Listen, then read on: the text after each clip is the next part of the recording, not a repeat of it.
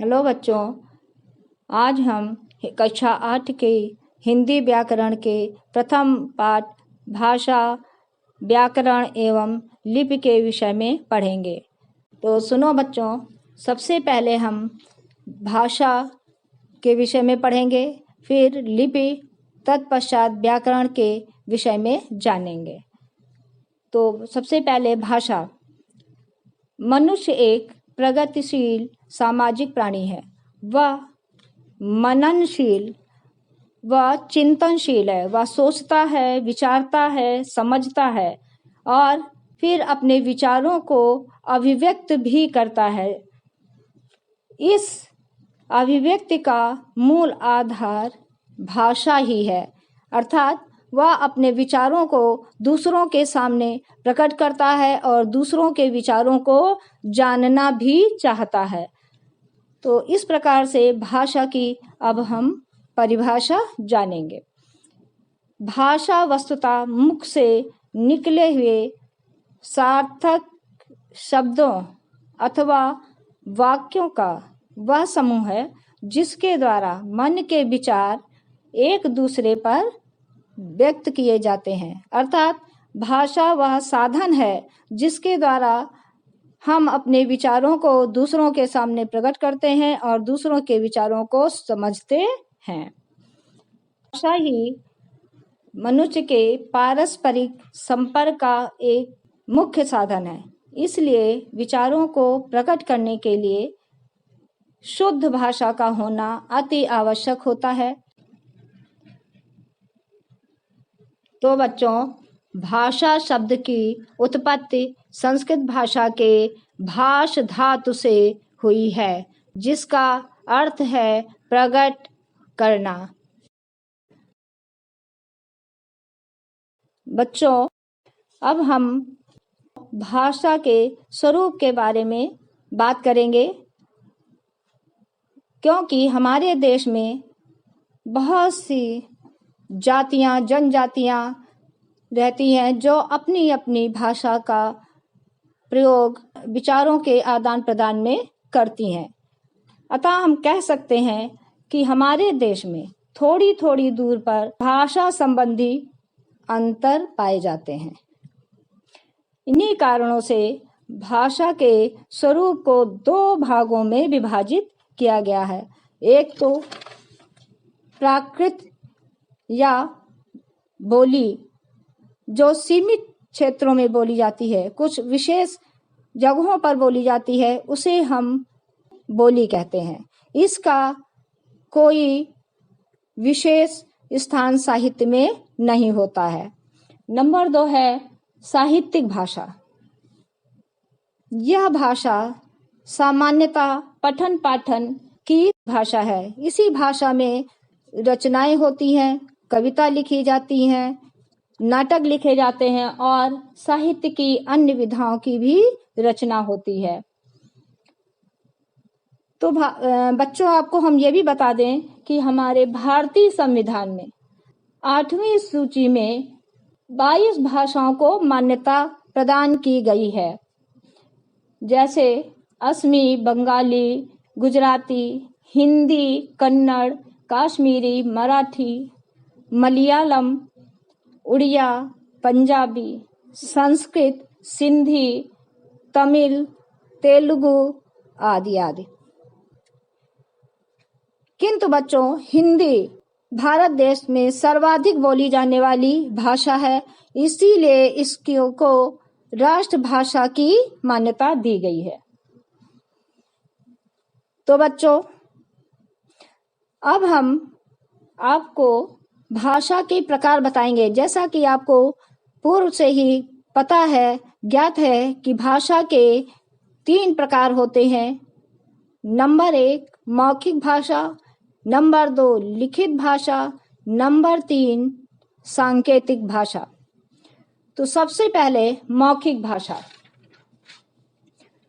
मौखिक भाषा को अंग्रेजी में ओरल कहते हैं। जब हम अपने विचारों को बोलकर एक दूसरे के सामने प्रकट करते हैं तो उसे मौखिक भाषा कहा जाता है। जैसे राधा बातें कर रही है, मोहन रेडियो सुन रहा है। तो बच्चों, पहले वाक्य में किरण बातें कर रही है, दूसरे वाक्य में मोहन क्या कर रहा है? रेडियो सुन रहा है।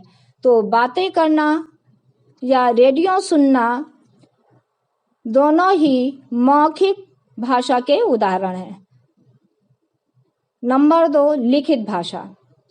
लिखित अर्थात लिखना भाषा का वह रूप है जिसके द्वारा हम अपने विचारों को लिखकर एक दूसरे के सामने प्रकट करते हैं और दूसरे के विचारों को समझते हैं। जैसे राम पत्र लिख रहा है, राधा पुस्तक पढ़ रही है, पिताजी अखबार पढ़ रहे हैं आदि।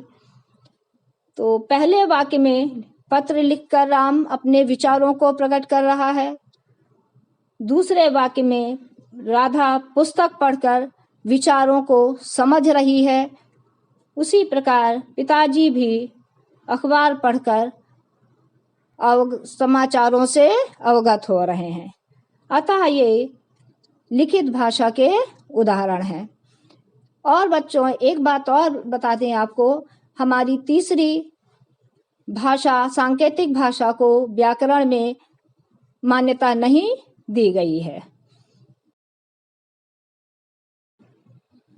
अब हम आपको लिपि की जानकारी देते हैं। आचार्यों ने भाषा को लिखने के लिए कुछ चिन्हों को निश्चित किया है, अर्थात मान्यता दी है। उसी का नाम लिपि है। जैसे किसी भी काम को करने के लिए या किसी भी बात को बताने के लिए हम किन्हीं चिन्हों का उदाहरण लेते हैं, उसी प्रकार से अपने विचारों को लिखित प्रकट करने के लिए चिन्हों का प्रयोग भी करते हैं। भाषा को लिखने के लिए जिन चिन्हों का प्रयोग किया जाता है उसे लिपि कहते हैं। सभी भाषाओं की लिपि अलग अलग होती है। जैसे पंजाबी भाषा की गुरमुखी लिपि, उर्दू भाषा की फारसी लिपि, अंग्रेजी भाषा की रोमन लिपि, मराठी भाषा की देवनागरी लिपि, हिंदी भाषा की देवनागरी लिपि आदि।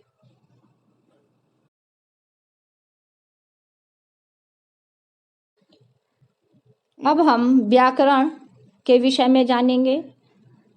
सबसे पहले व्याकरण का शाब्दिक अर्थ जानेंगे। व्याकरण का विग्रह करने पर वी प्लस आ प्लस करण अर्थात वी भली भांति समझना, विग्रह करना अथवा विश्लेषण करना। अब हम परिभाषा बोलते हैं।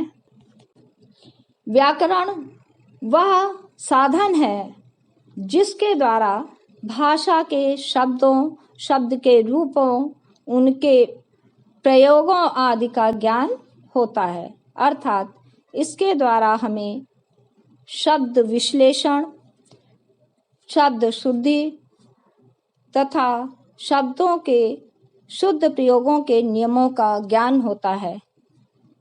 व्याकरण वस्तुतः वह साधन है जिससे भाषा ज्ञान में निश्चित, द्रुत तथा उपयोगी कुशलता प्राप्त करते हैं।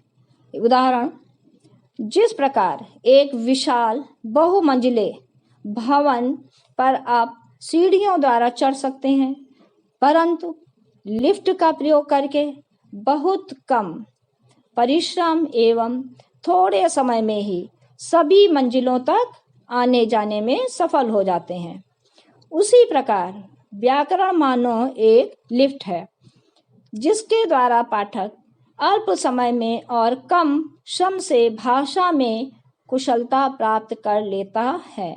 अतः व्याकरण का ज्ञान होना भी आवश्यक है। व्याकरण के अंग। नंबर 1, वर्ण विचार, शब्द विचार, एवं वाक्य विचार। तो आज के लिए बस इतना ही। अगला